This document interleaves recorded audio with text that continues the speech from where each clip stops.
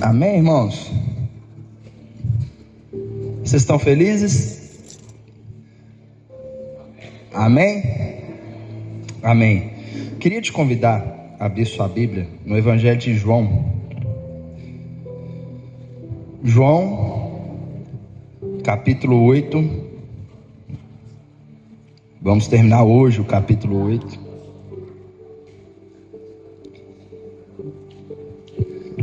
Se Deus quiser, até a virada do ano a gente termina o livro de João, o Evangelho de João.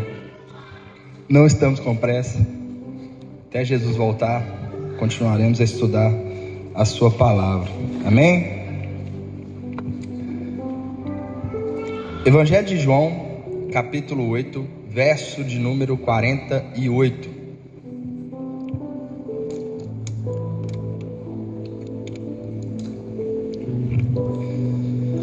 Evangelho de João, capítulo 8, verso de número 48. A palavra do Senhor diz assim: os judeus lhe responderam: não estamos certos em dizer que você é samaritano e está endemoniado? Disse Jesus: não estou endemoniado. Ao contrário, honro o meu Pai e vocês me desonram. Não estou buscando glória para mim mesmo, mas há quem a busque e julgue. Asseguro-lhes que se alguém obedecer à minha palavra, jamais verá a morte. Diante disso, os judeus exclamaram: agora sabemos que você está endemoniado. Abraão morreu, bem como os profetas, mas você diz que se alguém obedecer à sua palavra, nunca experimentará a morte. Você é maior do que o nosso pai Abraão? Ele morreu, bem como os profetas. Quem você pensa que é? Respondeu Jesus: se glorifico a mim mesmo, a minha glória nada significa. Meu Pai, que vocês dizem ser o seu Deus, é quem me glorifica. Vocês não o conhecem, mas eu o conheço. Se eu dissesse que não conheço, seria mentiroso, como vocês. Mas eu, de fato, o conheço e obedeço a sua palavra. Abraão, pai de vocês, regozijou-se porque veria o meu dia. Ele viu e alegrou-se. Disseram-lhe os judeus: você ainda não tem 50 anos e viu Abraão? Respondeu Jesus: eu lhes afirmo que antes de Abraão nascer, eu sou. Então eles apanharam pedras para apedrejá-lo, mas Jesus escondeu-se e saiu do templo. Feche seus olhos. Deus, nós queremos louvar, glorificar e bendizer o teu santo nome, porque o Senhor é aquele que era, aquele que é, aquele que há de vir. Jesus, nós te louvamos e bendizemos porque o Senhor se fez homem como nós, assumiu o nosso lugar, pagou pelos nossos pecados para nos dar vida e vida e abundância. Espírito Santo, nós te agradecemos porque dia após dia o Senhor tem nos enchido, e o Senhor tem derramado tantas coisas sobre nós, coisas que nós não seríamos capazes de produzir por nós mesmos. Deus, nós queremos viver para o Senhor de forma intensa e queremos te conhecer de forma intensa. Que o Senhor possa descortinar, Paizinho, a tua palavra para nós, que a tua luz possa iluminar o nosso entendimento e que nós possamos te conhecer de forma profunda. É o que nós te pedimos em nome de Jesus. Amém e amém. Amém, meus amigos? Deixa eu só...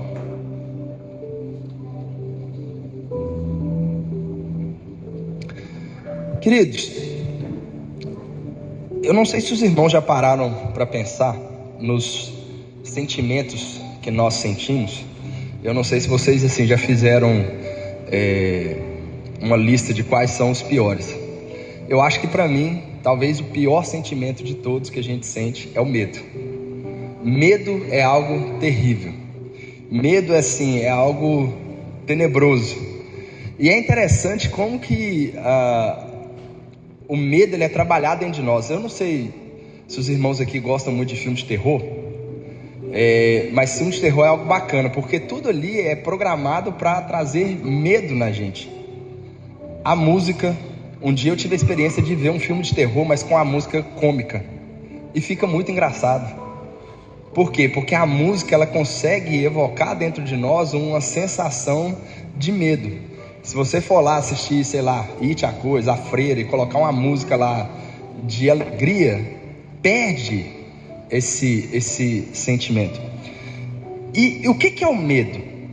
O medo ele é um estado emocional que surge em resposta à consciência perante uma situação de eventual perigo.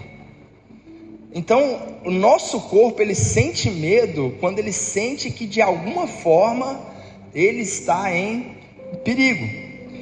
Percebemos que algo pode acontecer de errado, logo vem o medo. E queridos, todos nós temos medo de muitas coisas. Algumas coisas são bem sérias, tipo o escuro, né? Sei quem aqui já tem medo do escuro. Esse que vos fala tem demais. Hoje eu consigo vencer o meu medo, mas eu tinha muito. Gente, eu e minha irmã, a gente dormiu no mesmo quarto até uns 14, 15 anos. E assim, o dia que eu assisti um filme de terror, eu colava minha cama na dela, porque eu tinha muito medo. E algumas pessoas têm outros medos. Altura, medo de aranha. Quem que tem medo de aranha? Aranha é taruíra. Então... Taruíra, gente, não matem taruíra, tá? Taruíra é um bicho que nos ajuda no controle de zoonose. Mas alguns outros medos bem bestas, tipo barata. Não sei se você sabe, mas a barata ela é cega, ela não te vê. Então ela se guia pelo som. Então quanto mais barulho você faz perto de uma barata, maior a probabilidade dela voar em você. Não sei se você sabia. Mas medo de sair de casa. Tem gente que tem medo de sair de casa. Medo de borboleta. Já viu gente com medo de borboleta? Medo de lesma. Gente, é cada medo. Tem gente que tem medo de entrar em qualquer ambiente com o pé esquerdo. Olha só. E queridos, mas existem 5 medos que são medos universais. Quais são esses medos? Medos que todos ou quase todos sentem em alguma medida. Então, qual que é o primeiro? Medo do desconhecido. Medo de coisas novas.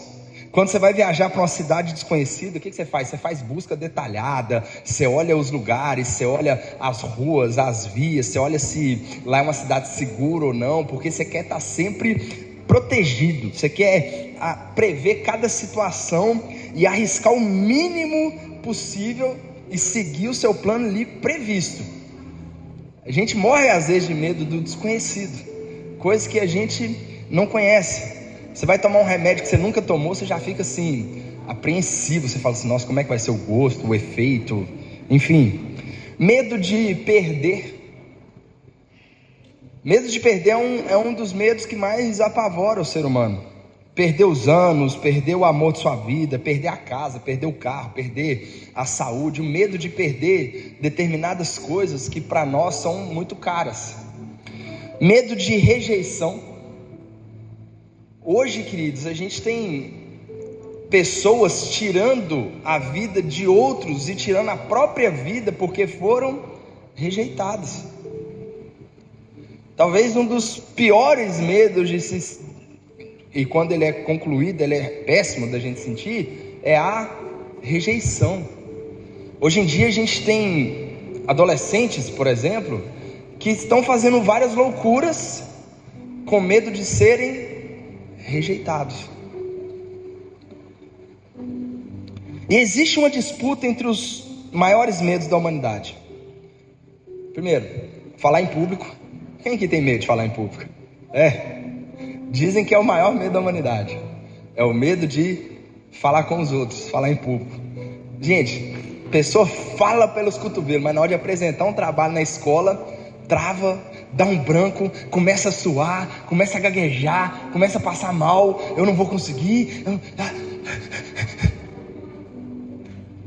e o outro é o medo da morte. São os dois piores medos que o ser humano tem que lidar. E assim, hoje eu quero mirar um pouquinho nesse medo da morte. Você teme a morte? Você teme morrer? Você tem medo de que sua vida acabe de repente? Queridos, tem pessoas que não gostam nem de falar da palavra morte, porque pode dar azar, né? Se eu ficar falando, pode ser que a morte venha, me persiga. O meu avô, quando ele foi curado do seu problema com o alcoolismo, o meu avô, ele teve uma visão no hospital, e ele sonhou que a morte estava correndo atrás dele. E depois dessa visão, meu avô nunca mais bebeu. E é engraçado que o meu avô era o tipo de cachaceiro que ele ficava dentro de casa assim, ó: larga de mim, Satanás. E do nada esse homem sonhou com a morte e ficou com medo da morte. Eu falei, gente, ele não tem medo do Satanás, mas estava com medo da morte. E queridos, você tem medo do fim da sua vida, de repente você empacotar e a sua vida se findar? E a pergunta é: por que você teme a morte? Por que você tem medo de morrer? Você acredita em Jesus? Você acredita no Filho de Deus? Por que então você teme a morte?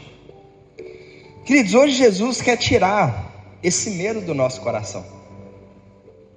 Em síntese, hoje Jesus vai nos mostrar que Ele é o Filho do Deus vivo e que aqueles que têm fé nele, que guardam suas palavras, jamais verão a morte. Hoje o Mestre vai nos ensinar que Ele é Deus e que aqueles que guardam seus mandamentos jamais passarão pela morte eterna. Então, olha para o texto novamente, a partir do verso 48, está escrito assim: os judeus lhe responderam: não estamos certos em dizer que você é samaritano e está endemoniado? Queridos, Jesus está vindo de uma discussão com os judeus, e aqui mais especificamente Jesus estava discutindo com os judeus que creram nele. Quando você volta alguns versos no capítulo 8, no verso 31 está escrito assim: disse Jesus aos judeus que haviam crido nele. Ou seja, Jesus começou a discutir com os judeus que creram nele. Só que nós vimos não no último domingo, porque no último domingo a gente não falou sobre, mas no último dia que a gente conversou sobre o Evangelho de João, a gente viu que crer em Jesus significa pouca coisa, se nós de fato não nos dispusemos para viver com Ele, para caminhar com Ele, para andar com Ele. Então Jesus está conversando com esses homens, e Jesus ele vai passar um diagnóstico de paternidade para saber se, olha, será que vocês são de fato filhos de Deus? E a conclusão que Jesus chega, e Jesus ele era zero politicamente correto, é de falar assim: olha, vocês são filhos do diabo, vocês são filhos do Satanás, porque vocês querem me matar e são mentirosos, e Satanás é um assassino desde o princípio, e ele é o pai da mentira. Vocês são filhos do diabo. Quantos de nós ousam falar isso hoje para alguém que está falando contra aquilo que é a palavra de Deus? Jesus não tinha esse problema não, ele falava. E nessa discussão, Jesus ele encerra dizendo que aquele que pertence a Deus ouve a palavra de Jesus, porque ele é de Deus. E aí os judeus, sem ter muito argumento, e isso é algo que é bastante praticado hoje em dia, sem ter muito argumento, sem conseguir vencer através da fala, através da argumentação, esses homens vão atacar onde? O pessoal de Jesus. Então Jesus está argumentando, e ele traz uma argumentação verdadeira de que ele é de fato o Filho do Deus vivo. E assim, queridos, até existem pessoas que falam assim: cara, eu admiro Jesus, porque ele não era Deus, mas era um excelente mestre da moral. Queridos, se Jesus não era Deus, ele não é exemplo para nada, porque Jesus arrogava para si a divindade. Ele falava assim: olha, eu sou Deus. Ninguém aqui de nós quer que o filho chegue na escola e fique falando assim: eu sou Deus. Se ele não era de fato Deus, ou ele era louco, ou ele estava de fato endemoniado, como esses homens estavam falando. Ele não era um mestre da moral, não era um bom exemplo. Ou ele era Deus, ou ele era a pessoa mais louca que já pisou nessa terra, e não deve ser imitado. Mas Jesus de fato é Deus. E aqueles homens, não conseguindo argumentar, o que eles fazem? Não estamos certos em dizer que você é samaritano e está endemoniado. Eles chamam Jesus das piores coisas que eles conseguiram imaginar na hora. Para um judeu, tem duas coisas que são quase equivalentes: ser endemoniado e ser samaritano. Samaritano na época era alguém que valia menos que um cachorro. Então eles estão aqui atacando Jesus. Eles esquecem agora daquilo que Jesus fala e eles começam a atacar Jesus no pessoal. Você é samaritano, você está endemoniado. Verso 49: disse Jesus: não estou endemoniado, pelo contrário, honro ao meu Pai, e vocês me desonram. Jesus, queridos, ele vive uma vida que honra ao Pai. Jesus, ele vive uma vida que honra a Deus. Ele está falando assim: olha, tudo aquilo que eu falei para vocês e toda a minha vida, ela é vivida em função de honrar ao meu Pai, que vocês chamam do seu Deus, e vocês me desonram. Se vocês amassem a Deus, vocês me amariam, porque eu vim de Deus, que vocês dizem ser o Pai de vocês. E Jesus continua: não estou buscando glória para mim mesmo, mas há quem a busque e julgue. Novamente Jesus, ele está aqui falando sobre a sua relação com o Pai. O objetivo de Jesus aqui na terra nunca foi de trazer glória para si, nunca foi de trazer fama para si, mas foi sempre de apontar para o Pai. Jesus, queridos, não era refém de fama. Jesus não era refém de holofotes. Jesus não agia baseado e de acordo em nada que trouxesse algum tipo de fama para ele. Esse não era o critério de Jesus para fazer as coisas que ele fazia. E infelizmente, queridos, a gente vive num tempo onde muitas vezes o critério tem sido o quê? A fama, os holofotes. Queridos, eu falar com os irmãos, eu estou quase deletando meu Instagram, porque eu não estou aguentando mais o Instagram. Acontece alguma coisa no meio dos cristãos e todo mundo se acha no direito de dar um pitaco. E por quê? Porque quer engajamento, porque quer visualização, porque quer ficar famoso em cima do que aconteceu. Eu falo assim: meu Deus, o foco que deveria ser a unidade do corpo, o foco que deveria ser a igreja de Deus sendo edificada, não. Um monte de cristão brigando na frente de um monte de ímpio, e a igreja do Senhor sendo blasfemada a cada dia. E todo dia alguma coisa nova. Já foi música, agora é uma fala de um pastor entre tentação e pecado de um gay. E todo dia surge alguma coisa nova, e os crentes estão brigando na frente de um monte de ímpio. E todo mundo quer dar um pitaco, e quer aparecer, e quer ganhar 15 minutos de fama. E queridos, Jesus não tinha essa preocupação. Jesus não pregava querendo ficar famoso. Jesus não curava querendo ser reconhecido. Jesus não fazia nada do que ele fazia com a motivação de que as pessoas falassem dele, de que ele ficasse conhecido. Inclusive, quando Jesus curava alguém, ele falava assim: ó, não conta para ninguém, não espalha. Quando Jesus curou um leproso, sabe o que ele falou com o leproso? Ele falou assim: olha, vai lá no templo, no sacerdote, e faz uma oferta que está escrito lá, que é para fazer quando um leproso for curado. Dá glória a Deus. A motivação que levava Jesus a fazer tudo aquilo que ele fazia era a glória de Deus.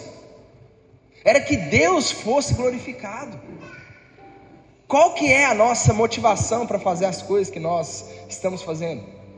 Será que a nossa motivação é ser conhecido? Será que a nossa motivação é ser famoso? Será que a nossa motivação é estar certo? É porque eu tenho que provar que eu estou certo. Qual é a motivação do nosso coração? E aí, queridos, Jesus diz a bela frase: asseguro-lhes que se alguém guardar a minha palavra, jamais verá a morte. Se alguém guardar a minha palavra, jamais verá a morte. Queridos, Jesus está dizendo: aquele que guarda as suas palavras, e por favor, guardar aqui não é conhecimento bíblico. Guardar as palavras de Jesus não é simplesmente conhecer textos bíblicos, mas é o quanto da palavra do Senhor transformou a nossa vida, a nossa conduta, a nossa condição e principalmente o nosso pensamento, o quanto nós fomos transformados no nosso entendimento. Paulo, quando ele está escrevendo aos Gálatas, ele diz assim: olha, se nós vivemos pelo Espírito, andemos também pelo Espírito. Quando Jesus diz sobre aqueles que guardam a palavra dele, ele não está falando de pessoas que simplesmente vêm para o culto e que se contentam em conhecer a palavra sem deixar que essa palavra as toque e essa palavra as transforme.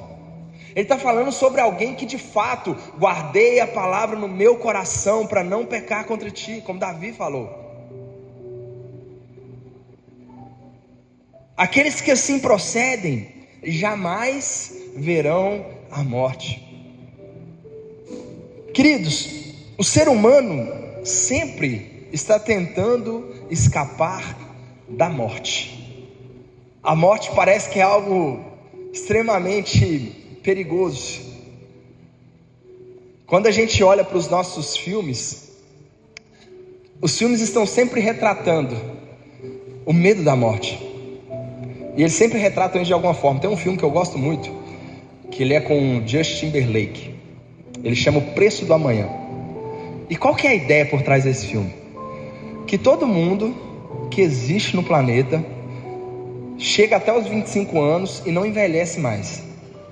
Só que tudo no mundo passa a ser baseado no valor do tempo. Então as pessoas trabalham para ter tempo. E quando elas vão comprar um pão, elas pagam com tempo. Tudo aquilo que elas vivem é baseado no tempo. E o filme é uma crítica social muito bacana. Por quê? Porque enquanto tem pessoas que têm 10 milhões de anos e podem viver a forma que quiser e gastar com coisas luxuosas e tal, tem outros que precisam ralar todo dia para conseguir o seu mísero dia para não morrer naquele dia. E bem no início do filme, ele perde a mãe dele por falta de tempo e por coisa banal. Ela foi pegar um ônibus e a passagem que custava meia hora passou a custar 1 hora. Ela não conseguiu pegar, ela teve que se deslocar a pé. E quando ela está para encontrar com ele e ele conseguir transferir tempo para ela, ela não consegue, acaba morrendo. Isso marca o personagem principal de forma profunda. Mas qual que é a ideia do filme? É que o homem está sempre querendo buscar uma forma de fugir da morte, porque a morte é algo extremamente assombroso. Tem uma outra série muito boa que chama Carbono Alterado. Não vou falar o nome em inglês aqui não, porque vai ficar feio. Mas qual que é a ideia? A ideia é que os homens conseguiram a forma de gravar a sua mente em chips. E eles vão passando esse chip de corpo para corpo. Aí você consegue comprar um corpo, que é uma capa, e a sua mente está ali. E os homens fazem backup da mente deles. Então se alguém te matar, você tem um backup, você continua vivendo. Mas qual que é a ideia? A ideia é de você durar muito. A ideia é de você viver e viver e viver e viver. E queridos, isso é algo terrível. Talvez uma das maiores misericórdias de Deus sobre o homem é que o homem morra. Nós somos seres caídos, falidos e pecadores. Agora imagina viver eternamente pecando. Imagina viver eternamente no pecado. Imagina viver eternamente com um coração corrompido e depravado. Queridos, a pior coisa que poderia acontecer com o ser humano seria viver eternamente no estágio em que nós estamos, no estado que nós nos encontramos.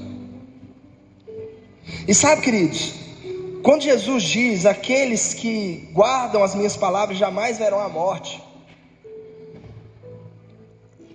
a pior morte que pode acontecer conosco não é a morte física. A pior morte que pode acontecer conosco não é de nós sermos atropelados, não é de nós infartarmos aqui agora e a gente empacotar, da gente ter um câncer e morrer, não. Queridos, porque isso aqui é um corpo. Isso aqui com o tempo vai envelhecer, as coisas vão começar a cair, a gravidade vai começar a agir, os cabelos vão cair. Isso aqui é um corpo. Se você não morrer hoje, viver até os 100, você vai morrer aos 100 e vai morrer da mesma forma. Mas isso não é o pior que pode acontecer. O que Jesus está falando aqui é de uma conversa, de um nível espiritual infinitamente mais profundo. A conversa de Jesus está num outro patamar. Ele não está falando aqui de uma morte física, mas ele está falando de uma morte eterna, de estar eternamente morto. E sabe o que é estar eternamente morto? É estar eternamente afastado de Deus. Se a vida eterna que Jesus está nos prometendo é conhecer a Deus eternamente, a morte eterna é estar afastado de Deus eternamente. A pior coisa do inferno, queridos, não vai ser o fogo, não vai ser o Satanás com um espeto te espetando, até porque isso não vai ter, porque o inferno foi preparado para ele, o lago de fogo foi preparado para ele ser lançado. A pior coisa é que nós não vamos poder mais ter a mesma natureza de Deus, a mesma consciência de Deus. Nós vamos estar mortos eternamente.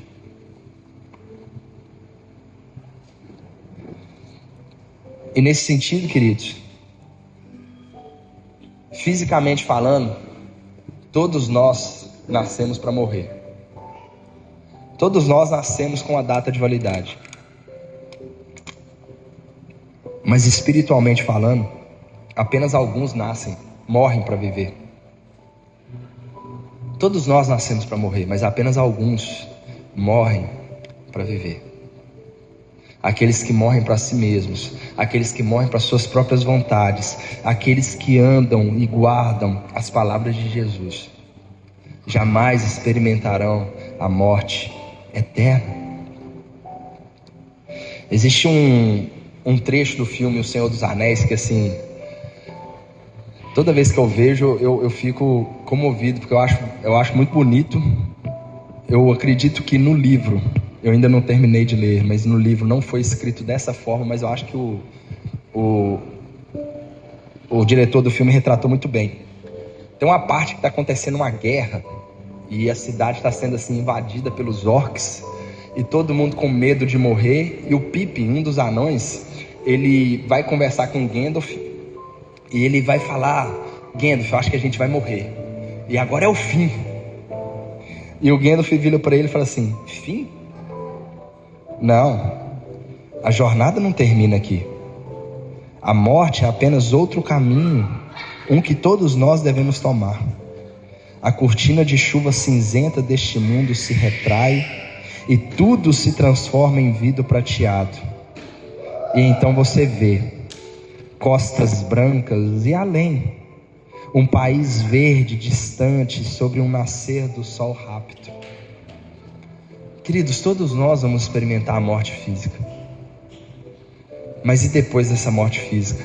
Onde nós vamos passar a nossa vida eterna? Jesus está falando sobre isso. Sobre uma morte que não é uma morte eterna.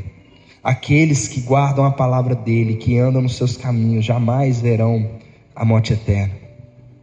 Querido, você não tem noção do que te espera.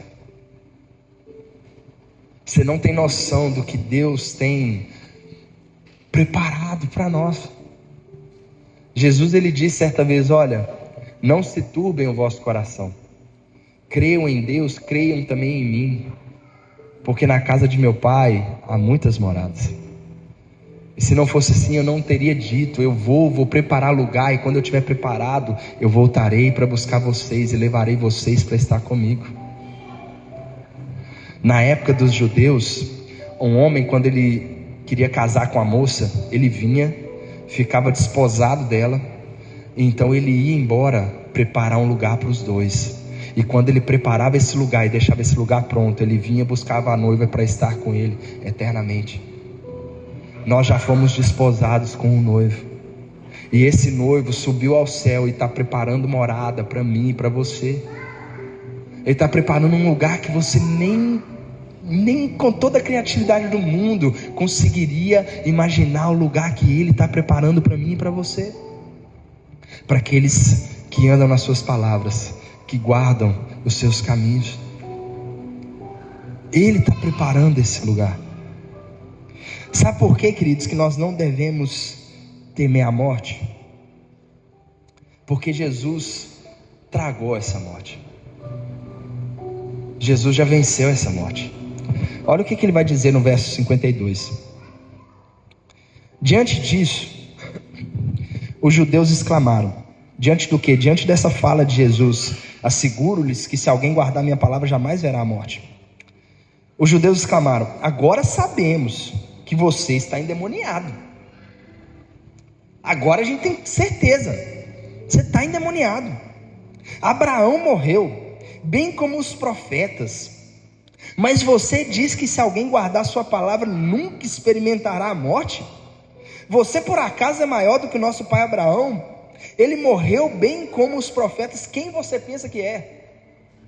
Então, os judeus, ao ouvirem isso, eles estavam travados no plano físico. A visão deles estava extremamente limitada a uma morte física. Ele está falando assim: cara, quem é você na fila do pão? Você chupou laranja onde? O nosso pai Abraão morreu, Eliseu morreu, Elias morreu, Jeremias morreu, Isaías morreu, todos eles morreram, e você está falando que não vai passar pela morte? Quem é você? A isso respondeu Jesus no verso 54: se glorifico a mim mesmo, a minha glória nada significa. Meu Pai, que vocês dizem ser o Deus de vocês, é quem me glorifica. Vocês não conhecem, mas eu conheço. Se eu dissesse que não conheço, seria mentiroso como vocês, mas eu de fato conheço e guardo a sua palavra. Abraão, pai de vocês, regozijou-se porque veria o meu dia. Ele ouviu e alegrou-se. Então a resposta de Jesus para esses homens: olha, quem é você? Isaías morreu, Jeremias morreu, Ezequiel morreu, Abraão morreu, os patriarcas morreram, todos morreram. Quem é você? Jesus está falando assim: olha, eu sou o Filho de Deus. E eu não estou falando isso de mim mesmo. Se eu glorificasse a mim mesmo, a minha glória nada significa. Mas o meu Pai, que vocês dizem ser o Deus de vocês, Ele é quem me glorifica, Ele é quem dá testemunho de mim, Ele é quem aponta para mim e me dá glória. Vocês não o conhecem, mas eu o conheço. Se eu dissesse para vocês que eu não conheço meu Pai, eu estaria sendo mentiroso como vocês, mas eu estou afirmando: eu conheço meu Pai. Eu conheço. Eu de fato conheço e de fato guardo a sua palavra.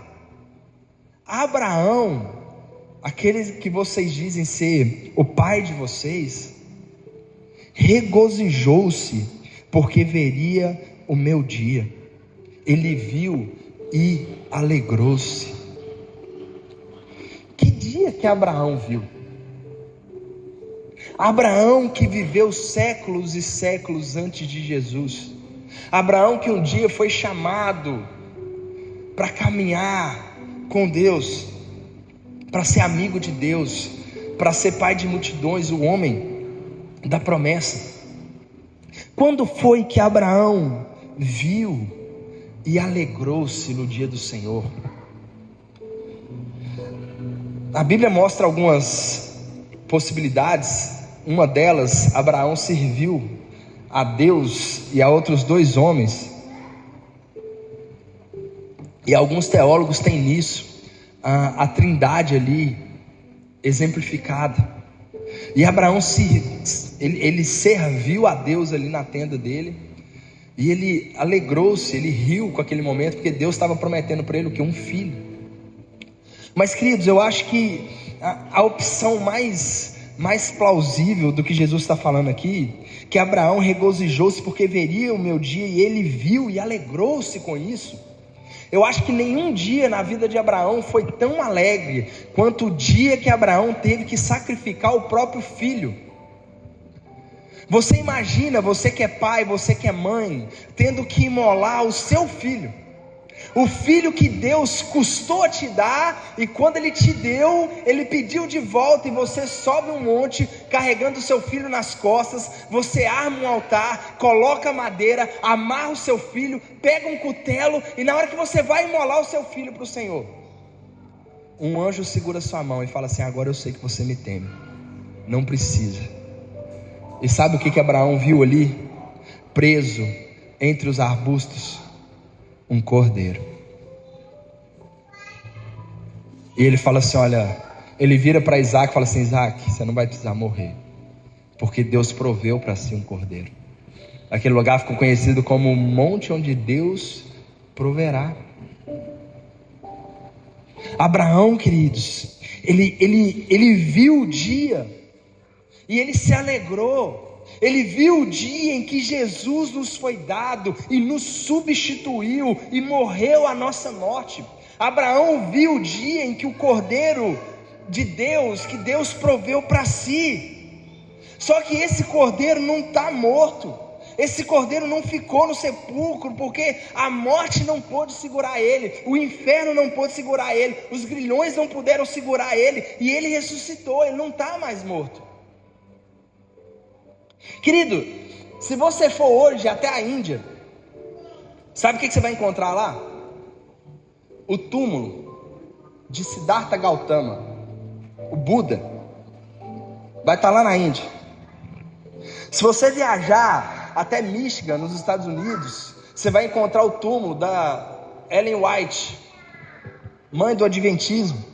Se você for a Pensilvânia, nos Estados Unidos, você vai encontrar o túmulo de Charles Russell, pai das Testemunhas de Jeová. Se você for a Paris, na França, você vai encontrar o túmulo de Allan Kardec, pai do Espiritismo. Se você for a Shandong, na China, você vai encontrar o túmulo de Confúcio, pai do confucionismo.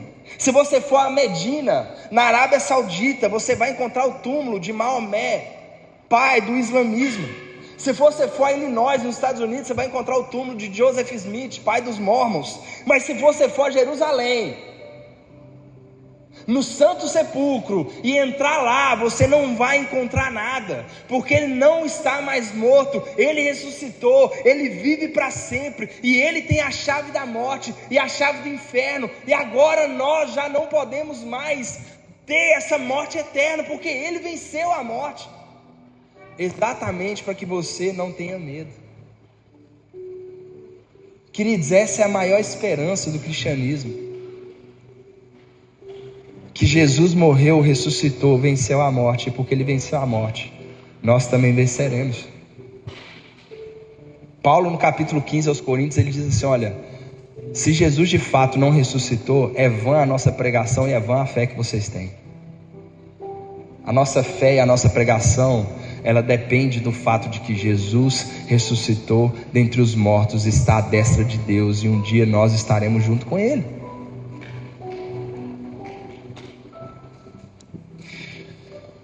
Tem uma cena de um de um filme que eu acho maravilhosa, e ela retrata um pouco disso. Um filme de C.S. Lewis. Na verdade, ele escreveu um livro que chama Nárnia. E em uma das cenas, o exército de Aslan, que é o leão que representa Jesus, ele está reunido. E quando ele está reunido, a rainha branca com o seu exército chega. E ela veio reivindicar o Edmundo. Sabe quem que é o Edmundo?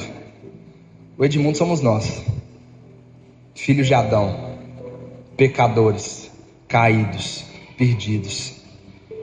E ela veio falar de algo que estava na lei, de algo que foi escrito na aurora do tempo, de que se alguém cometesse um erro, deveria pagar com a morte. E a cena é muito bonita, porque ela fala sobre isso e o leão meio que dá uma exaltada com ela, fala assim: olha, não vem recitar a lei para mim não, porque eu estava lá quando ela foi escrita. E ela fica toda amedrontada. E então o leão conversa com ela, uma conversa só os dois, e de repente ela vai embora. E no meio da madrugada, esse leão ele sai do exército e ele começa a se encaminhar. E no filme, a Lúcia, que é uma garotinha, e a irmã dela, elas começam a seguir esse leão. E quando elas se deparam, esse leão está entrando no meio do exército inimigo. E lá no meio do exército inimigo ele é amarrado. Eles depenam ele todo e começam a arrastar esse leão. E levam ele para um altar. E lá nesse altar, esse leão ele é morto. Ele é sacrificado. Gente, é uma cena assim muito, muito bonita. Eu indico os irmãos a ver o filme Nárnia, o Leão, a Feiticeira e o Guarda-Roupa. E vai passando a noite e o dia vai amanhecendo. A Lúcia e a irmã dela, elas se encaminham para o altar. E elas começam a tentar animar o leão ali, mas elas não conseguem. Em um determinado momento elas se viram para algum lugar e de repente elas ouvem um barulho. E o altar se rompe, se racha e ele quebra todo. E quando elas olham, o leão não está mais lá. E aí passa mais um tempo, surge o leão revivido, bonito, vistoso, alto. E aí ele começa a explicar para elas. Ele fala assim: olha, a bruxa, ela usou da lei, falando que aquele que cometesse um ato pecaminoso deveria pagar com a vida. Só que existia algo que ela não conhecia, algo que estava antes da aurora do tempo, que se um inocente morresse por um culpado, a morte seria tragada e a própria morte teria que voltar para trás. Queridos, ele, o inocente, morreu no nosso lugar, morreu a nossa morte, e ele tragou a morte. É por isso que hoje ele tem a chave da morte, ele tem a chave do inferno, e a morte já não é mais um inimigo. Ela foi vencida, ela foi tragada. Todos nós que estamos aqui vamos experimentar uma morte física, mas para a glória de Deus, um dia nós estaremos com ele. Porque nós não morreremos eternamente, nós viveremos eternamente com ele. Porque a morte foi tragada pelo leão de Judá. E o final desses versos é maravilhoso. Disseram-lhe Jesus: você ainda não tem 50 anos e viu Abraão? Queridos, isso aqui me rebenta. Jesus aqui, ele tinha por volta dos seus 32 anos. Mas esse homem de dores, esse homem que não estava preocupado em durar muito, mas cumprir o propósito. Os judeus olharam para ele e falaram assim: cara, você tem quase 50. Você andou muito na estrada de chão, você está assim, está meio surrado. Ele era um homem de dores. Um homem que, para os que olhavam, parecia alguém que era afligido por Deus. Mas esse era o Rei dos Reis e Senhor dos Senhores.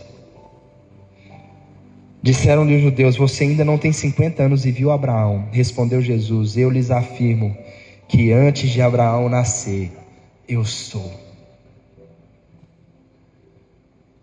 Queridos, existem textos na Bíblia onde Jesus fala isso e as pessoas tentam assim deturpar, tentam dizer que Jesus não quis dizer o que ele quis, mas esse texto aqui, queridos, é muito claro. Certa vez Deus apareceu para Abraão numa sarça ardente e falou assim, para Moisés numa sarça ardente e falou assim: Moisés, vá libertar o meu povo. Moisés deu um monte de desculpa e ele falou assim: quando me perguntarem quem me mandou libertar, o que eu vou dizer? Ele falou assim: olha, o eu sou mandou você. Você vai dizer que o eu sou te mandou para libertar o povo. Eu sou, queridos, é algo que só Deus poderia evocar para si. Eu sou é algo que só Deus pode falar. Por quê? Porque nós, pela graça de Deus, somos o que somos. Deus não. Deus se basta. Ele é.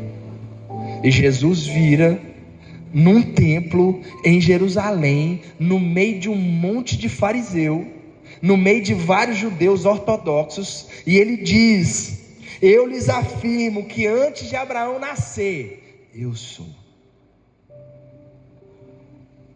A reação foi unânime. Aqueles homens apanharam pedras e paus para poder bater em Jesus, para poder matar Jesus. Sabe por quê?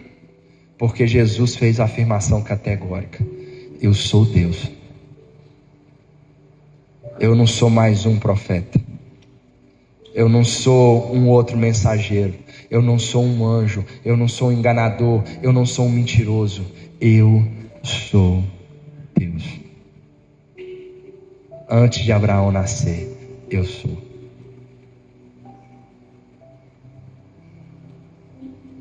Queridos, Ele é Deus. Antes de todas as coisas, Ele é Deus. E depois de todas as coisas, Ele continuará sendo Deus. E Ele venceu a morte. Talvez até aqui você tenha vivido a sua vida baseada em um medo de que por acaso a sua vinda possa se findar.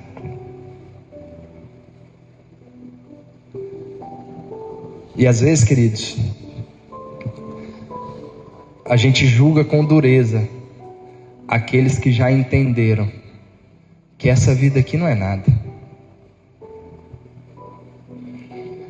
Às vezes a gente julga com dureza aquelas pessoas que dizem assim: eu não ligo de morrer.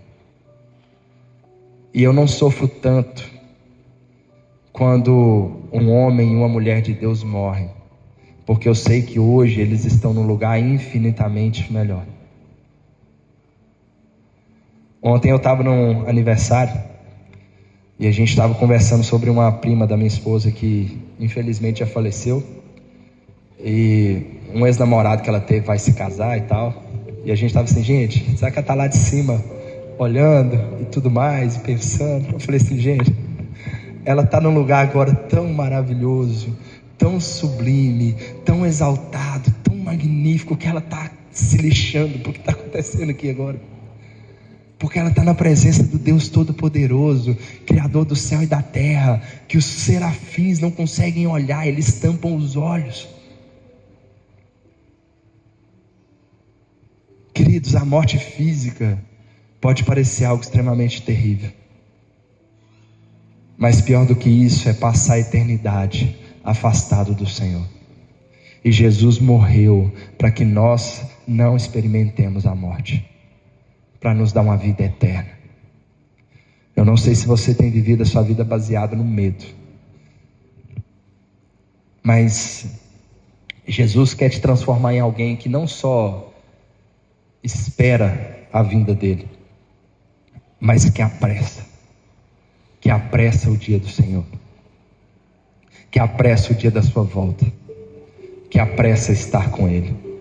Como Paulo bem disse, Deus, o desejo do meu coração é partir e estar com o Senhor, mas eu sou mais necessário para os irmãos aqui vivos, e eu já não sei mais o que pensar, se eu parto, se eu fico. O que eu sei é que para mim o viver é Cristo, e o morrer é um lucro gigantesco, porque enfim eu vou estar na presença do meu Senhor. Eu queria te convidar a ficar sobre os seus pés, fechar os seus olhos.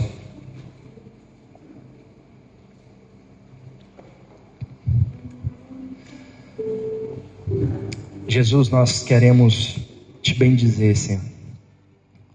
Queremos te agradecer porque o Senhor venceu a morte. O Senhor riscou a cédula que era contra nós, cravou-a na cruz, nos libertou. O Senhor venceu a morte. Hoje o Senhor tem a chave da morte, a chave do inferno. A morte foi tragada na cruz, Pai. Nós não precisamos mais viver uma vida baseada no medo.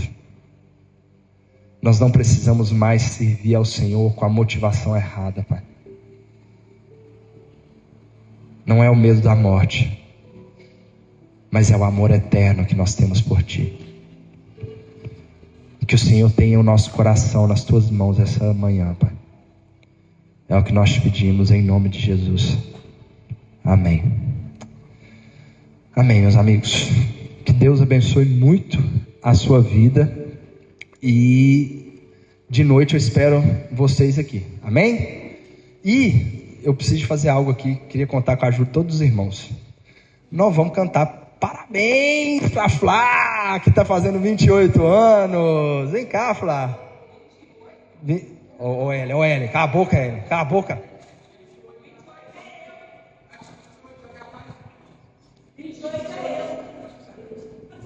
É 20, gente, é 20. Aqui, ela não terminou nem de crescer ainda, gente, tá?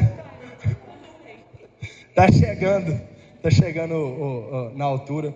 Eu queria te convidar a fechar os seus olhos e a gente vai orar. Tem mais alguém fazendo aniversário hoje? Não, né? Para eu não ser injusto, né? Tem não? Amém. Amém, então. Fecha seus olhos, vamos orar pela vida da Flá. Senhor Deus, nós queremos louvar ao Senhor. Queremos bendizer a Ti, Paizinho, pela vida da Flá. Te agradecer, Paizinho, porque é uma irmã preciosa que o Senhor nos deu. Te agradecemos pela oportunidade que o Senhor nos dá de conviver com ela, de sermos, Deus, edificados através da vida dela. E nessa manhã em especial, nós queremos orar pela vida da Flá, pedindo que o Senhor possa derramar chuva de bênçãos sobre ela, sobre a casa dela, sobre a família dela.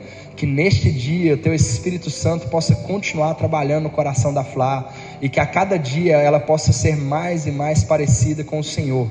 Que o Senhor continue trazendo sensibilidade, delicadeza, e que a cada dia, Deus, a Flá seja uma mulher mais apaixonada pelo Senhor, apaixonada pela Tua presença.